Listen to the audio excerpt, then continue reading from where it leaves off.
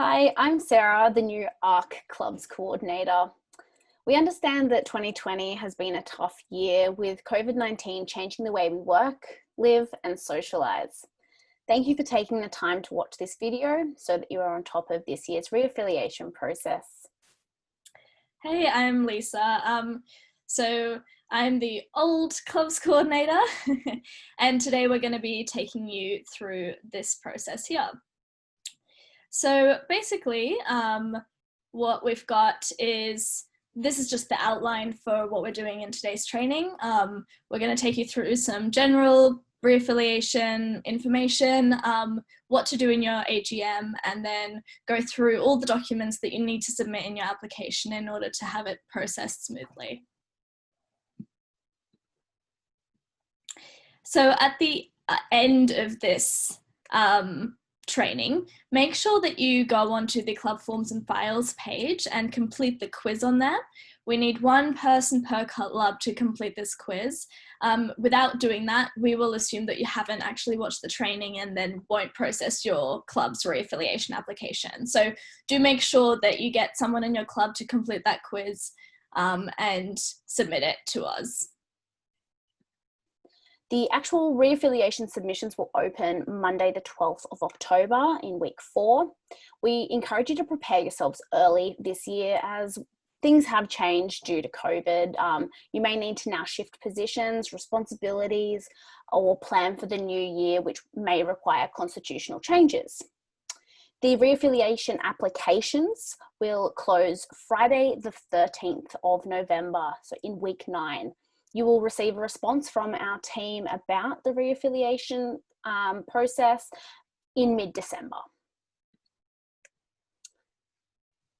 So, preparation is key. This slide is a great visualization to all the elements that you are responsible for during this period. On the left, we've got all things that you need to be thinking about for preparation for your AGM. Then on the right, we've listed the documents that you need to have prepared when you're submitting the re-affiliations form. We'll come back to this list later on. Feel free to pause now and take a screenshot of the list if you do want a reminder for later. We also have a great AGM checklist that is available on the Club's Forms section of the ARC website. So preparing for your AGM. Before your AGM, you will need to do the following. Send an AGM notice out to all of your members.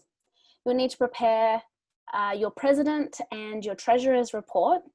You'll need to review any constitutional changes if they are required. And you'll need to actually prepare for your election. Please remember that if you have not done these steps correctly, your AGM will not be valid, and this will cause issues with your re-affiliation application. We will go into more details now, however, you can find additional information in the club's handbook in section 9 and 9.1. Okay, so first things first, your AGM notice. Now remember that your AGM notice needs to include the date, time and location of your AGM. So for an online AGM, that should also include the link and platform that you are going to run your AGM on. We definitely recommend using platforms like Zoom, obviously, you know, keeping in mind the security restrictions that you can do around there. Just anything that will be easy for students to access using like their student email or where they already would have another account. I know a lot of gaming clubs rely on Discord, so that could be appropriate for you guys, for those clubs as well. So another thing that needs to be in there are the details of your election and nomination procedure. We do have some clubs that get confused about this. Basically, you just want to let everyone know what they need to do in order to nominate themselves for a position and how you are running the election process this year. Those things are really important to include, and without them, we won't accept your AGM notice as valid, so don't forget about those. You also need to just mention who gets to vote at your AGM. Generally, this will just be all full club members, and any proxy conditions if those apply. We'll get into that a bit later as well. Obviously, most of you should know that you need to give at least 7 days notice, ideally a bit more. You need to send it to all club members via email. It does need to be via email as well as any other advertising that you decide to do, but sending us a copy of a Facebook notice isn't going to qualify as a valid notice. Yeah, and don't forget to obviously CC us in your AGM notice email. Some clubs also like to include their agenda and stuff like that. Great, the more thorough you want to be, the better.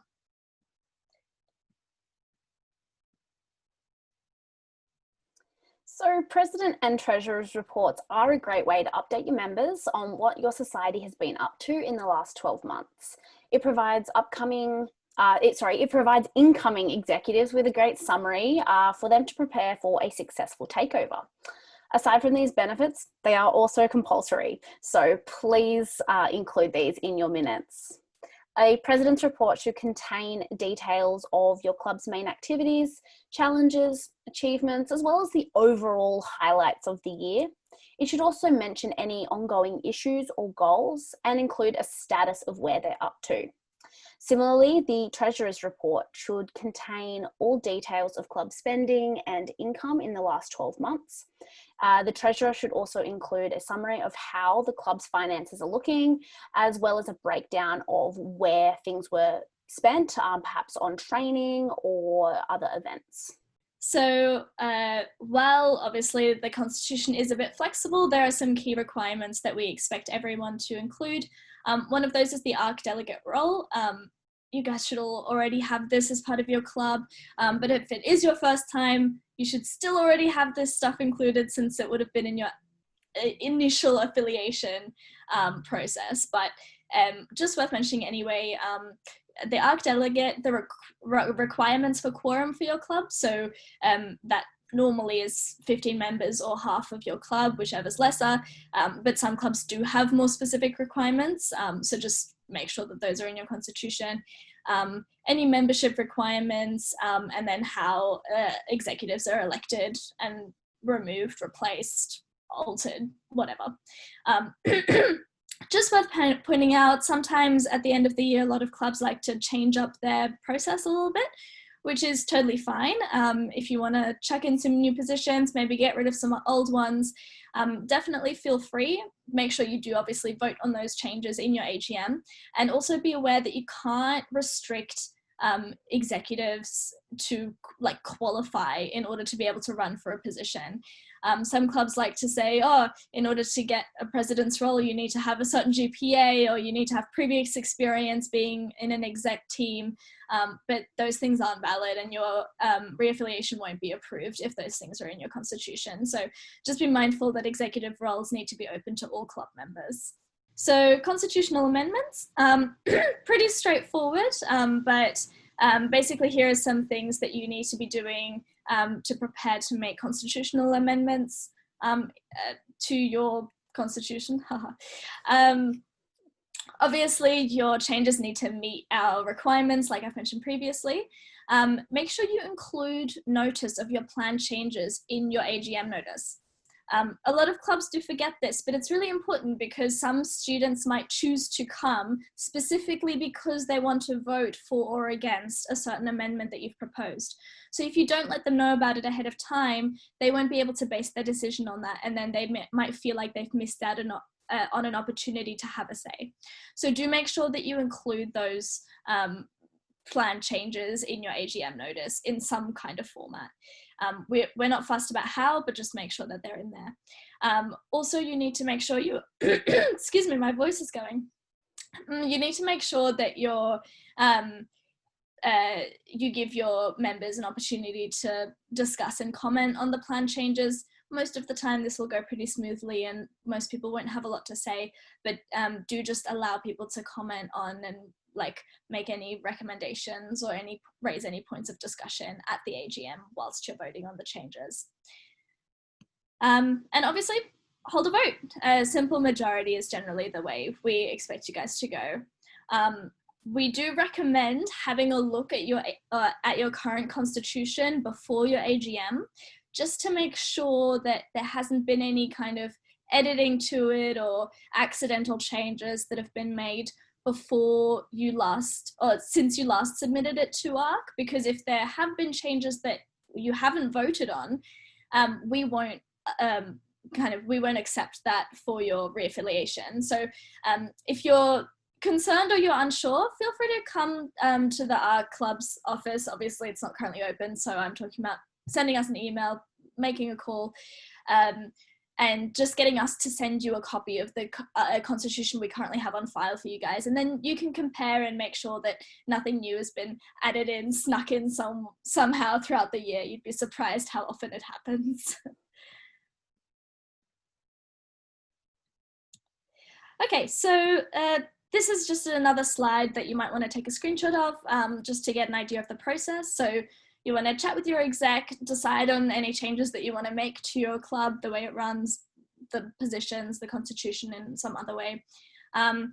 If you're making a lot of changes, we'd suggest coming to have a chat with us as well, so that we can give you some more advice on what those changes will mean for your club's future and whether or not they meet our requirements. Just saves you a bit of time, really.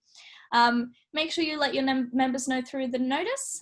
Make sure you raise it at your AGM and have a vote. Allow members to discuss and raise any points of concern, and then have a vote. If it's accepted, most of the time it would be, you just then use that updated constitution when you're submitting your reaffiliation application to us. So running elections aren't as scary or confusing as you may think.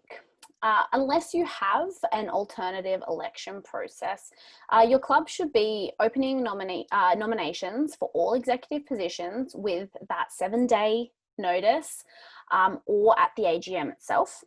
You can include this info in your AGM notice or in a separate email to your members. So remember to CC the club's office into it too.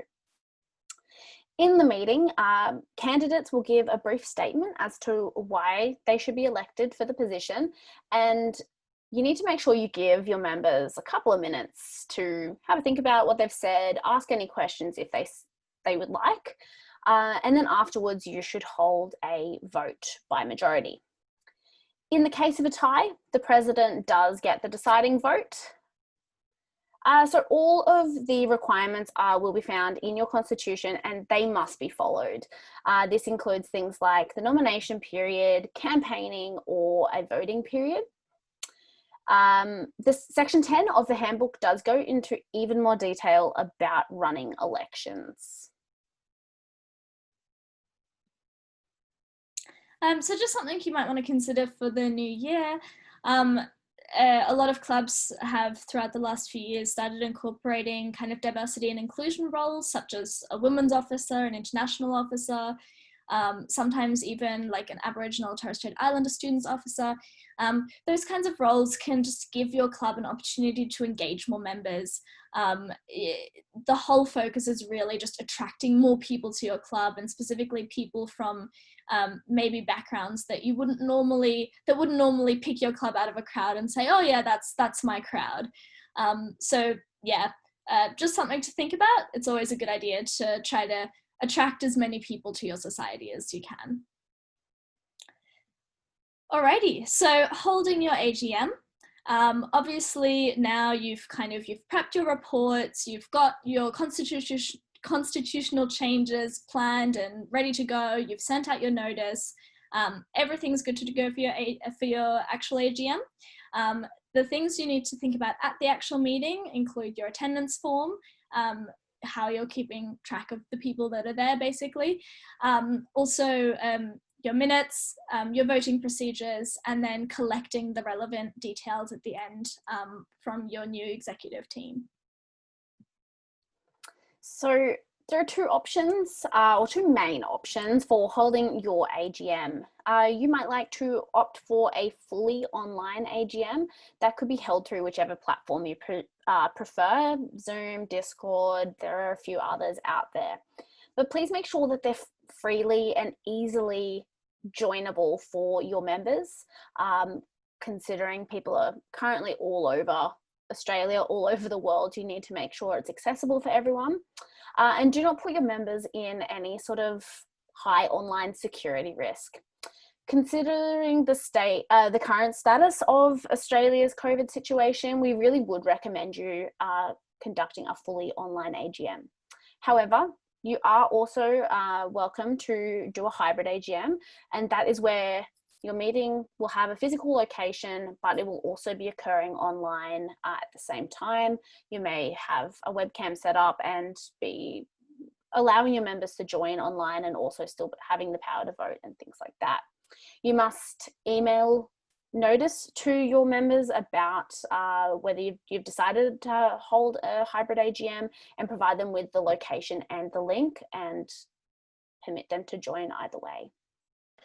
Obviously, you can also, in theory, choose to have an in-person only AGM.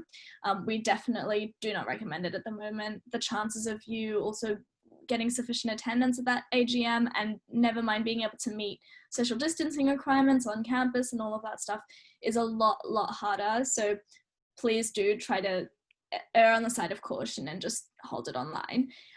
If you do decide to have an in-person only one with no online component at all, you need to make sure that members who don't want to come on campus or don't want to meet people in person can still cast their votes. So generally this will be through something like proxy voting. Just make sure that you do have a very clear system that allows people who even might not have many other connections in the club to have their voice heard at the AGM if they choose to do so. So there's some more guidance on proxy voting and the form and everything like that in the club's handbook and on the club's forms and files page.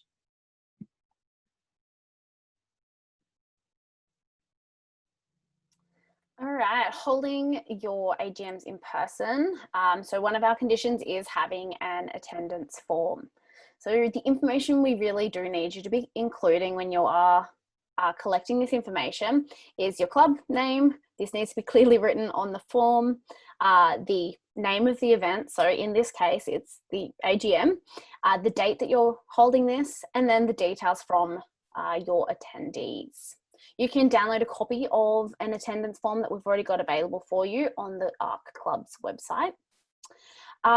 If you are holding your AGM in person, we do need you to also have any members attending that in person to be completing a ARC Club's contact tracing form. So this is a requirement from New South Wales Health for us to document this information. It is all sensitive. We don't really look at it unless we need to. The link will be available on the club's forms and files section of the website.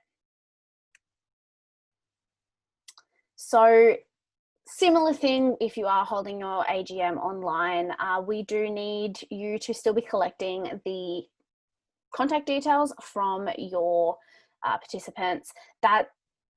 Just be mindful that people may have screen names. As the example, we don't want Corgi Butt with love hearts voting. We actually do need to know which member of your team was that screen name. So please kind of keep that in mind. Make sure you're verifying screen names to potentially student ID numbers or things like that. Some programs online actually have a registration function, so that may assist you with getting that required information when they join the meeting. So just really keep in mind how you're collecting your information online. Okay, so minutes, obviously a key document for your AGM. That's how we verify that you've done everything correctly during the meeting. The kind of structure that your minutes should have are the apologies and acceptance of apologies. So this is anyone who was meant to attend the AGM, generally members of the exec or even sometimes the president themselves, who were unable to make it, and then you just vote to accept those apologies. A summary of the President's and Treasurer's report. Again, those should be voted on and accepted by your membership. Constitutional changes that were proposed, any comments that were made by members in response to those, and then the outcome of a vote as well. Elections, again, nominations and votes, also a count of votes if you had kind of several people running, and then the outcome of the votes as well. And finally, the 3 bank signatories that you've selected should also be listed in the minutes. It is good practice to vote on those with your club membership. However, we won't be super strict on that if you did forget it or if your AGM was going way too long. Generally, as long as you, within your executive team, fairly select those people, we're okay with that. But just make sure that you do include them in your minutes. And finally, any other points of discussion or things that have come up during the AGM. Okay, so voting. All the items that make up your agenda need to be voted on and passed. This is normally just a simple majority vote. Some clubs do have some special different ways of doing things. You should know if your club is one of those. So check your club's constitution if you're unsure. Most clubs will just have a simple majority to vote on even elections and all the other things. As I mentioned, you need to vote on your apologies, you need to vote on your presidents and treasurers reports, you need to vote on any constitutional changes, and obviously you need to vote on the executive elections as well. Even if there's just one person running for a position, you still need to hold a vote, so don't forget to do that. Remember that you need to list the outcome in the minutes. Common mistake, people just assume, oh, you know, one person ran, or oh, nobody had an issue with these constitutional changes, so we'll just list them. You need to state that they were voted on and accepted. Yeah, so just make sure you check your constitution to see if there's anything funny or different about the way your club runs it, and make use of the minutes template as well on our club's website. That'll kind of help you get the idea of how you should be laying out those votes and decisions.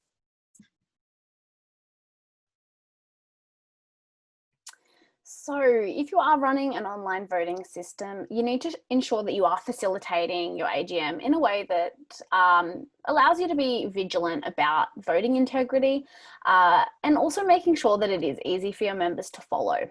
We have listed some ways to easily mimic what is typically done in an in-person meeting. So you could have a show of hands to conduct, show a hand on the webcam to say that the member at home is agreeing and is putting a vote out. Potentially, instead of writing on a piece of paper, your members could actually privately message whoever is chairing the meeting, or if you're bringing in a third party. The votes could also be counted through a website or a polling function. It is totally up to you how you would like to conduct it, but again, just try and make sure that that is easy for your members to follow. You should also consider the additional security features, such as maybe requiring for that voter to identify themselves for each vote, maybe using their full name, or you might even want to give out your attendees a unique randomly generated code that they have to use, just so you can document those accordingly. Yeah, those things are basically just going to help you make sure that nobody's going to come back and have an issue with the outcome of the vote because they felt like the votes were tampered with or incorrect, which is obviously a much higher risk online than it is in person. All right, so open period online elections. So it's a type of voting system that basically allows members to vote for a designated amount of time, and then the results are announced afterwards. Generally, that occurs at the AGM then. So the requirements that we have for this is that it's open for a minimum of 24 hours. Probably good to have them open a bit longer just to allow people to get on and place their vote, but up to you guys. Our minimum is 24 hours. The link must be sent via email. Again, this just has to do with the fact that maybe not everyone has a Facebook account, but everyone obviously has a student email. So that's how we make sure that nobody's missing out on their opportunity to have their voice heard. And then make sure you forward us a copy of that email as well, if it's not already a part of your AGM notice. So the results need to be shared at your AGM. This needs to also be at least kind of 14 days after the voting has closed, if not closer to it. Generally, clubs are pretty, they close it the night before the AGM or something like that. So you should be fine on all of those fronts. But yeah, so do keep in mind that you need to have voted this into your constitution prior to using it for your AGM. I think at the moment, if you feel like your club is in a position where you really need to use this kind of procedure and it's not in your constitution yet, but you aren't able to hold an AGM for whatever reason, come have a chat with us. It's obviously different circumstances this year and we're all kind of still figuring things out. So we're definitely open to having those conversations and kind of helping you guys figure out the best path forward for your club. Cool. So again, we mentioned earlier that you need to have elected some signatories. So please don't forget to actually do this during your AGM.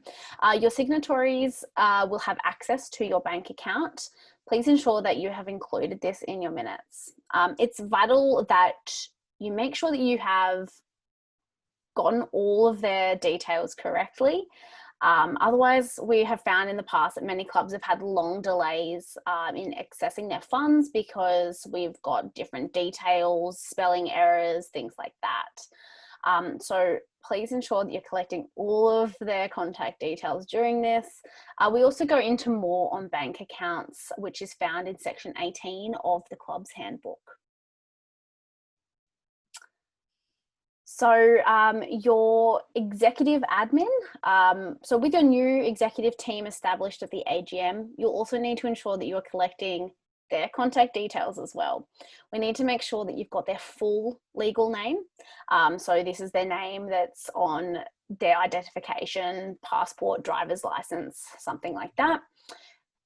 Please feel free to collect their preferred names as well. We need to have you list their position, their ZID, their email, their phone number. So by collecting this, we need you to ensure that this is actually accurate, so that you have all of this information ready for when you actually fill in the affiliation form.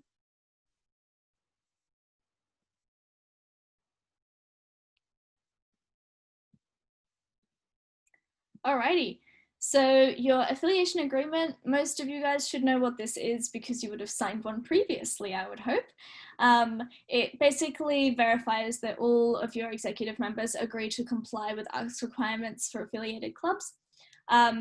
All your new execs need to sign this. It's a pretty simple part of your application, honestly, but obviously we just wanted to mention this, especially considering the new circumstances this year. Just grab a copy of the ARC Club's Forms and Files webpage, and then get your execs to sign it either physically, so in person, or just put a digital signature on a copy online, or sign it and then scan it in. It does need to obviously be a signature, not just a typed name. We do need a signature on there, so whatever format that takes. But it does need to be the person's actual signature. And then you just scan that in or compile it into one document and submit it as part of your reaffiliation application. Something to note, subcommittee members don't need to fill out the affiliation agreement because they're not considered part of the official executive team. But any positions that are listed as part of the executive team in your constitution need to sign it. So even if you consider a position a lower level position, or even if a position is something that's not one of the standard ARC positions, those people still need to sign it if the positions are mentioned in the constitution as executive positions. So congratulations, you ran a successful AGM. Now we need you to get ready to submit the reaffiliation application. So make sure you have all of these documents on your screen prepared, including that copy of your AGM attendance form, your constitution, your executive details, financial statements, meeting minutes, and your affiliation agreement. Missing documentation will result in your application being rejected or delayed until you can provide all of those relevant documents. Remember, as the outgoing executive team, it is your responsibility to submit the form and to ensure that it is done correctly.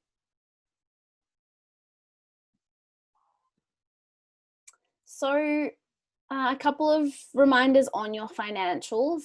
You do need to submit your recent bank statements. So this should be easy to download from your online banking portal.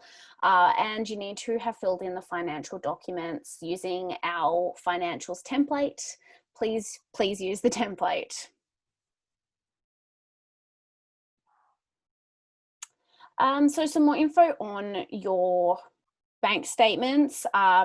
So we encourage you to be providing us with your most recent, so make sure that they're not more than 3 months old. And you should be able to access, or most clubs should be able to access these documents electronically. So they will get sent to your treasurer or your general email from your bank. We will need you to submit these we will need you to submit this in PDF form. However, if you do normally get your bank statements sent in the post, make sure you are contacting us at Clubs at ARC. We'll see if your mail is with us and we will scan and email them back to you. You can also contact your bank with your signatories access to get your statements as well.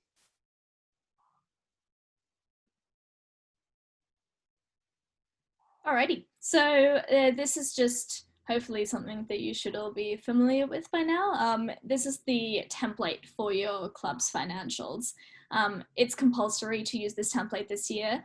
I know some of you might like to have some fun and do your financials and structure it in your own way. That's totally fine, but just make sure that you copy that information into the template and submit this template. We won't accept other formats, other templates, PDFs, random Excel files that make little sense to us because we don't have an accounting background. None of that stuff is going to have you like pass your application successfully this year. So make sure you are using this template. For those who are still feeling a bit unsure about the template, basically there's a first page that's the income and expenditure report. You can see down below I've kind of highlighted the different pages in there. So you've got the income and expenditure report, which is an overview, and then you've got the general ledgers for term 1, term 2, term 3.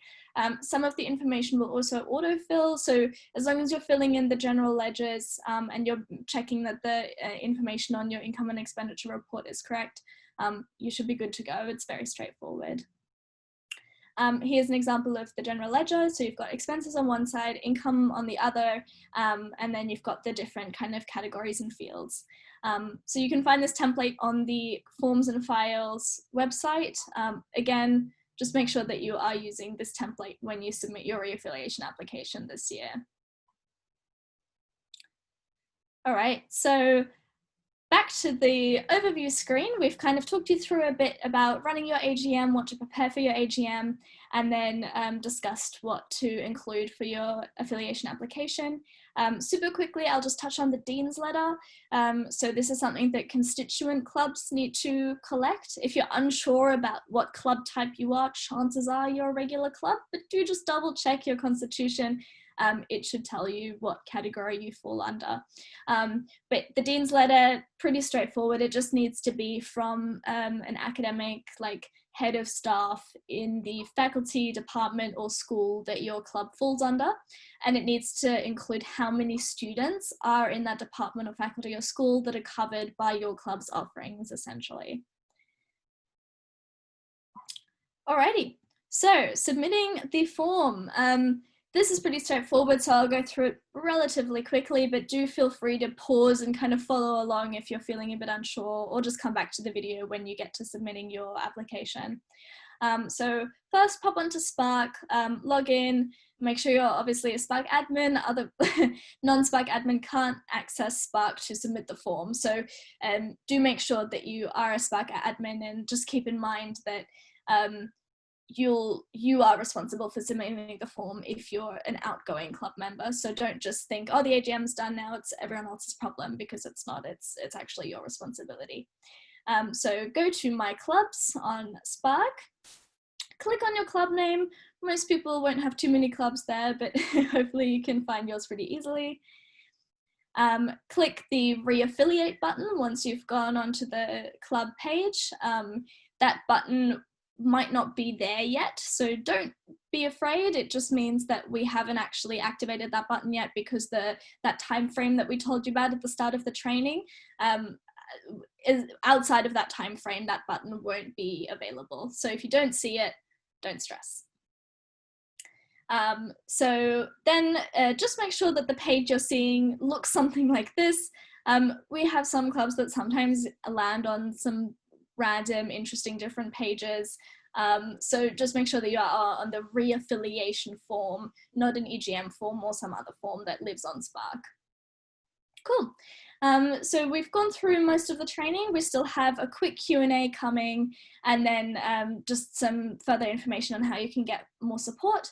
But make sure that after you've watched this video, you go onto the Forms and Files page and you complete the quiz. The questions are pretty straightforward, and you can change your answer throughout the quiz. So, you know, it's not too serious, but it just is us making sure that you have actually watched this and paid attention, and you're not just kind of ignoring the video because you think you know what's happening. So just do complete the quiz.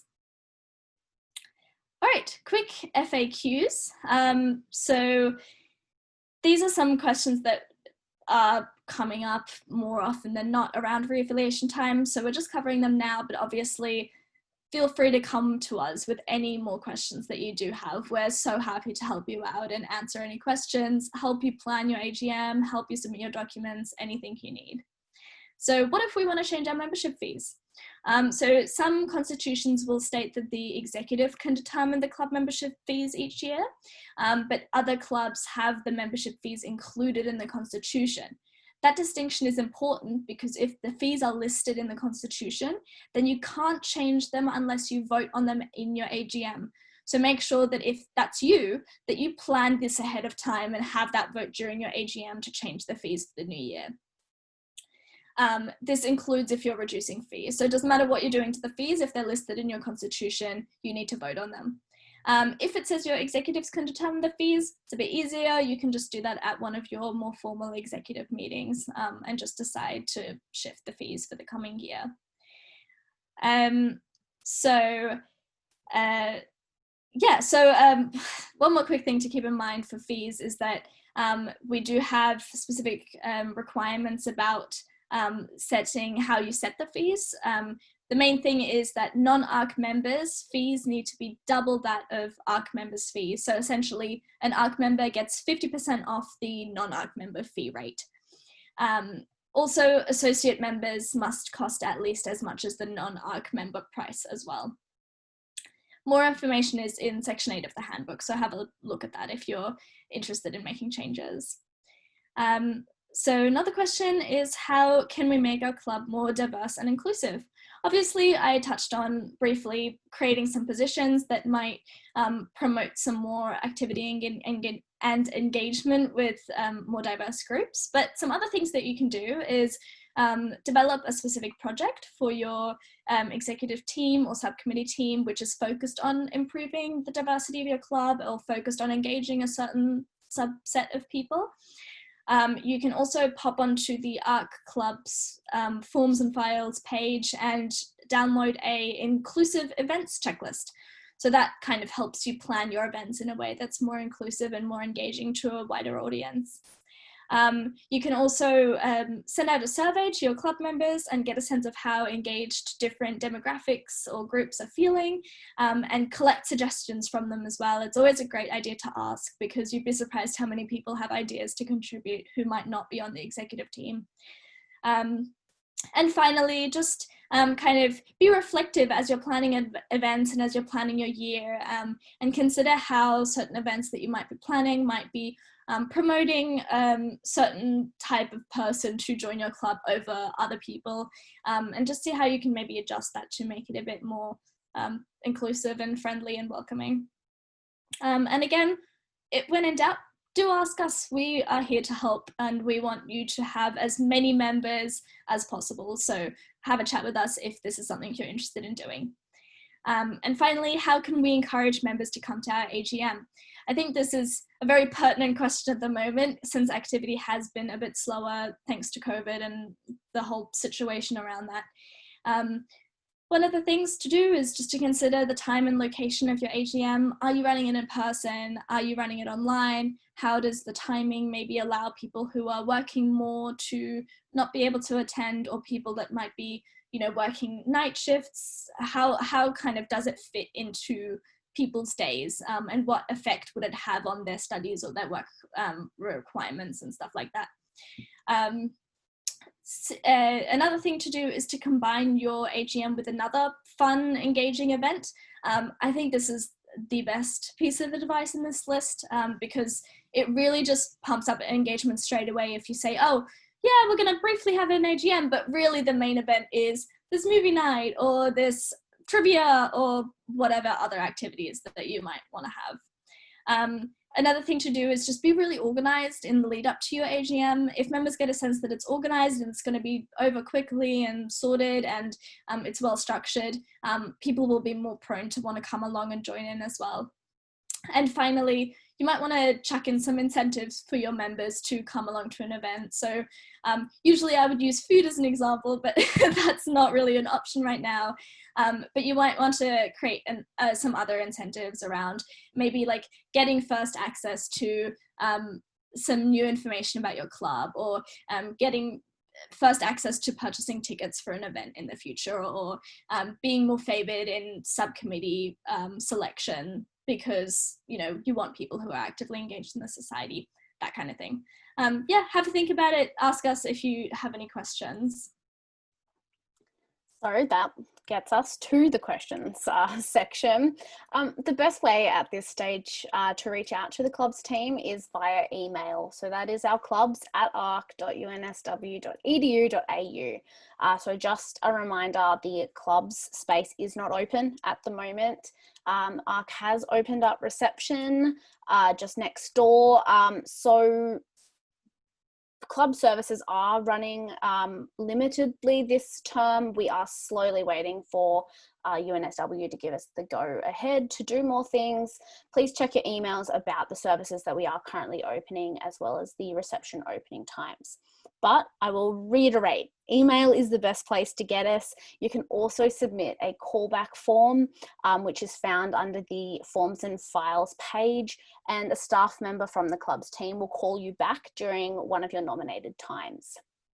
So don't forget to refresh your knowledge on all things clubs by looking at the club's handbook. We have tried to answer as many of your questions there. And again, thank you so much for watching this training video. Please don't forget to submit that quiz at the end of this video. You'll be able to find the link on the club's Forms and Files website. Good luck with your meetings and good luck with the new year. Thanks so much, guys. Bye, everyone. Bye.